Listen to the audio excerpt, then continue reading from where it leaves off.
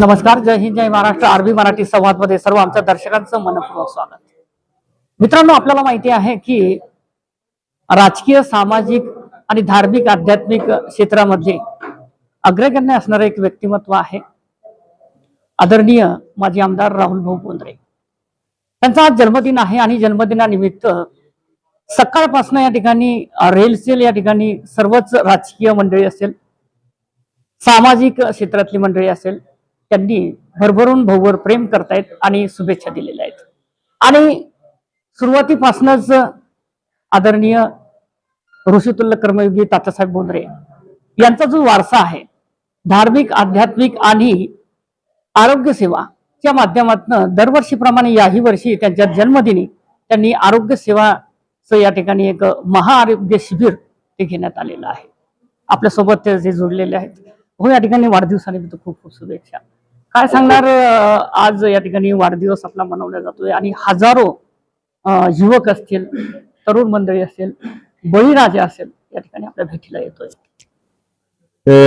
सर्वप्रथम आपलं मनापासून खूप खूप आभार वाढदिवसाच्या शुभेच्छा दिल्याबद्दल. आणि आज सकाळपासूनच मी अनुराधा नगरच्या आपल्या या ठिकाणी बसलेलो आहे.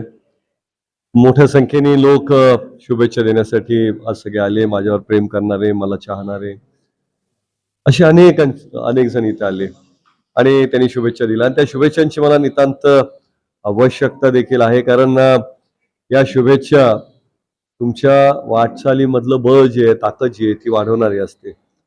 आणि खरं तर उगवत्या सूर्याला नमस्कार करण्याची प्रथा, परंपरा जिथे आहे, तिथे मी निवडणुकीत विजयी न होऊन देखील मोठ्या संख्येने लोक येतात, प्रेम करतायत, शुभेच्छा देत आहेत.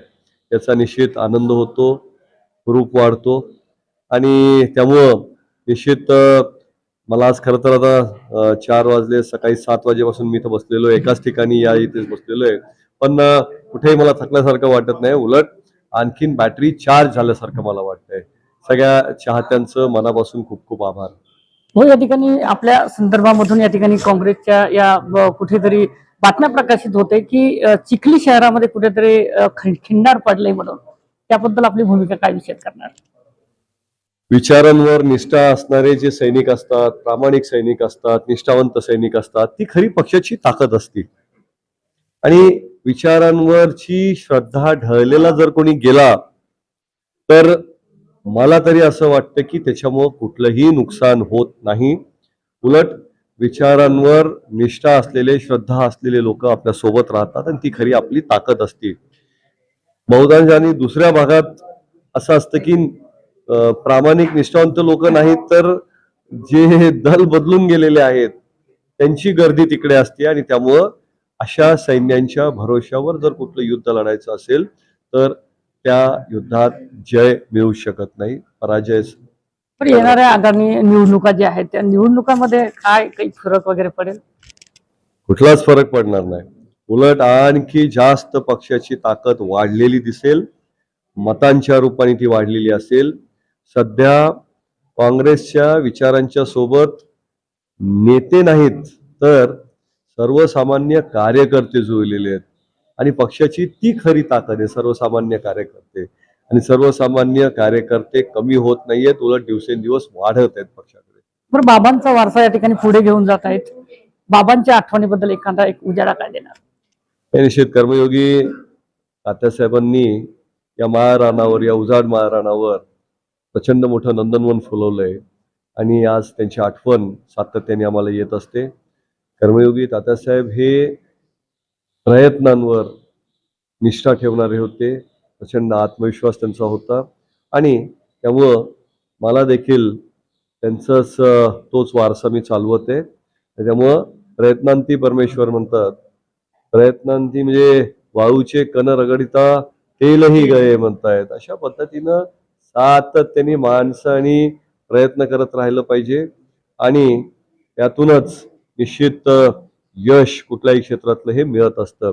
त्यामुळं तो वारसा मी निश्चितपणे चालवत आहे. आज जन्मदिनी काही संकल्प वगैरे काही आहे का? निश्चित ज्यांनी मला प्रेम दिलं त्या सगळ्यांच्या मागे खंबीरपणे ताकदीनं उभं राहण्याचा संकल्प आहे.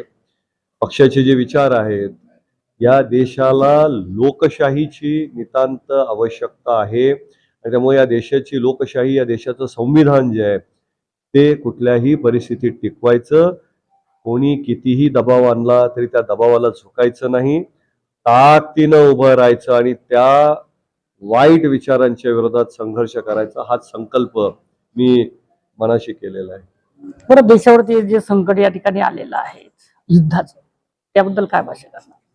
या निश्चित या पाकिस्तानाने आमच्या या देशामध्ये येऊन अतिरेकी कारवाया केल्या, त्यांचं आम्ही धिक्कार करतो, निषेध करतो आणि त्या पाकिस्तानला जो आमच्या देशातली अशांतता ढळवतोय, आमच्या देशामध्ये हिंदू मुस्लिम युद्ध व्हावं अशा पद्धतीच्या भावना तो ठेवतो आणि त्यामुळं त्या पाकिस्तानला धडा शिकवल्याच गेला पाहिजे, या आम्ही मताचे आहोत.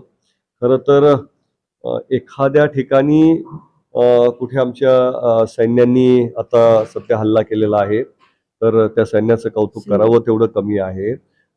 पण त्या सैनिकांच्या पाठीमागं जर ताकद उभी केली, त्यांना बळ दिलं, त्यांचा आत्मविश्वास वाढवला, तर मला खात्री आहे की आमचे सैनिक पाकिस्तानच्या राजधानीवर हल्ला करून ती राजधानी देखील ताब्यात घेऊन पाकिस्तानचे 2 तुकडे केल्याशिवाय राहणार नाही. पण त्या पद्धतीनं त्यांच्या मागे राजकीय जी आपल्या देशाची ताकद आहे, नेतृत्व आहे, त्यांनी ताकद उभी करणं महत्वाचं आहे.